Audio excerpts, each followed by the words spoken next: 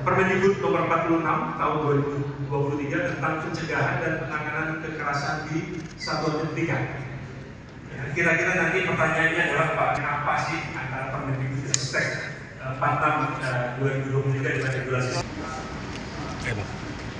Tanya Ya Pak, boleh dijelaskan sedikit dulu Pak, mungkin kegiatan hari ini apa? kegiatan. Baik, terima kasih teman-teman media yang bersama Pak Haris. Ya, dari KPAI bahwa kami Kemenko PMK pagi hari ini mengadakan seminar nasional tentang pencegahan dan penanggulangan kekerasan di satuan pendidikan.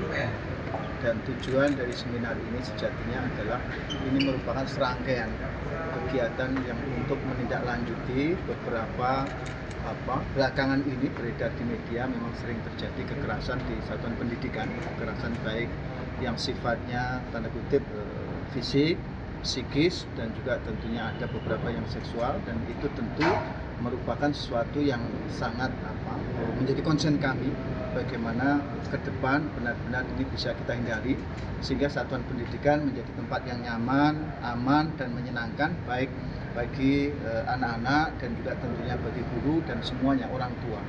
Dan peraturan juga telah kita lakukan, sudah ada teman-teman dari KPAI juga selalu mendampingi kita. Oleh karena itu pagi hari ini kami mengundang beberapa narasumber yang merupakan dari berbagai kementerian atau lembaga yang terkait. Ada yang dari Kemendikbudristek, kemudian dari Kemenak, kemudian dari KPAI, kemudian dari KPPA, kemudian Bareskrim, terus PGRI, dan ada dari psikolog. Kita memang lengkap mencoba ingin benar-benar menghasilkan suatu rekomendasi yang rekomendasi itu bisa benar-benar kita tidak lanjuti supaya menjadi program prioritas kementerian lembaga yang terkait tahun depan ini sehingga bisa kita minimalisir. Karena tadi kita lihat bersama secara data memang grafiknya naik angka kekerasan ini. Oleh karena itu saya juga meminta pada teman-teman media, mari juga kampanyekan hal-hal yang sangat positif di media sehingga sama-sama bisa mencegah ataupun mengurangi tentang kekerasan di satuan pendidikan. Pak Aris, semoga ingin ditambahkan. Iya, terima kasih Pak Deputi. Pada prinsipnya ini adalah betul tadi rangkaian panjang bagaimana kita menghapuskan kekerasan di satuan pendidikan, apapun itu bentuknya. Salah satu KPAI mendukung langkah yang dilakukan oleh Kemenko PMK dalam konteks kegiatan hari ini serta dorongan-dorongan terhadap kementerian dan lembaga agar membuat regulasi, program, serta bagaimana penanganan kasus terkait kekerasan di satuan pendidikan yang tadi Pak Deputi juga sudah menyampaikan grafiknya mengalami kenaikan. Nah, tentu KPAI menjadi bagian dari gerakan bagaimana kemudian penghapusan kekerasan di satuan pendidikan sesuai tusinya yaitu pengawasan.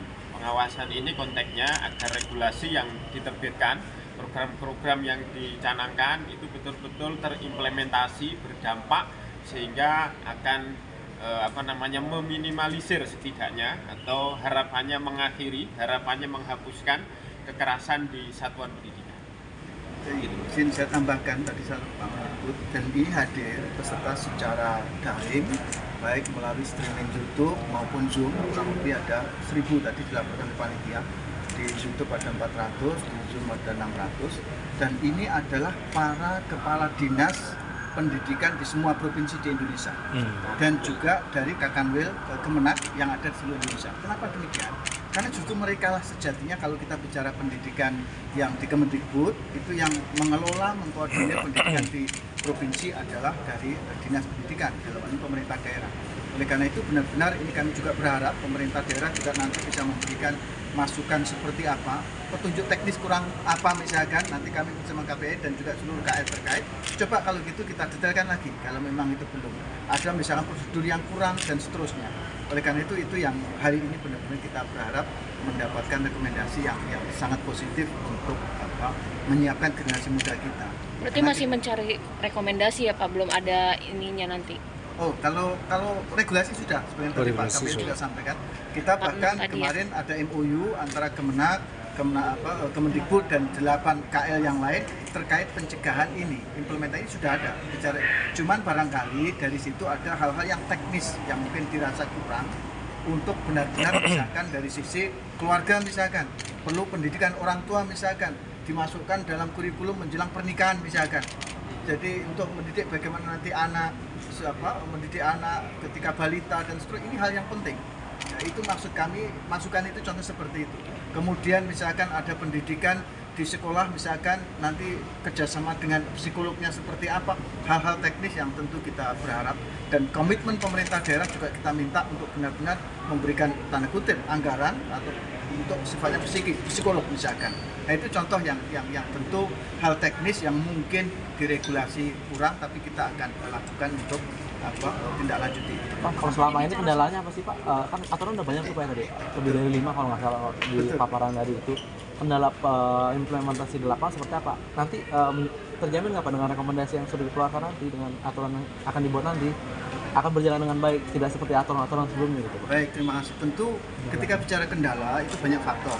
Tadi kalau kita lihat di paparan yang awal tadi sudah kelihatan. Kendala yang tentu ada, yang pertama adalah memang mungkin ada anak yang memiliki karakter yang agak hiperaktif atau apa.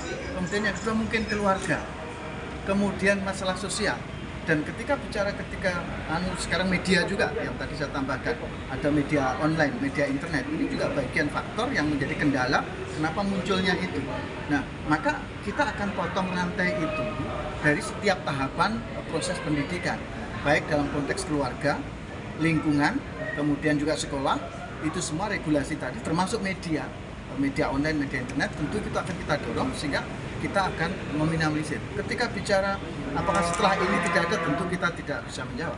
Tapi kita sama-sama ikhtiar, teman-teman media, saya juga mengajak, mari berita-berita yang positif, bagaimana yang misalkan ketika ada berita bully, cara pemberitaannya juga mohon tidak terlalu vulgar. Malah kadang tanda kutip gitu supaya tidak memicu, tapi bagaimana meng-cut video, meng-cut ini sesuatu yang penting, sederhana tetapi itu menjadi penting. Maka itu yang keempat saya katakan tadi, bagian dari media. Oleh karena itu saya percaya sepenuhnya bahwa teman-teman media juga selalu bekerja sama dengan kita, dan kami dari kementerian, lembaga yang juga teman-teman KPI tentu sama-sama berkoordinasi untuk menyiapkan generasi emas kita. Pak, satu lagi yang tadi kan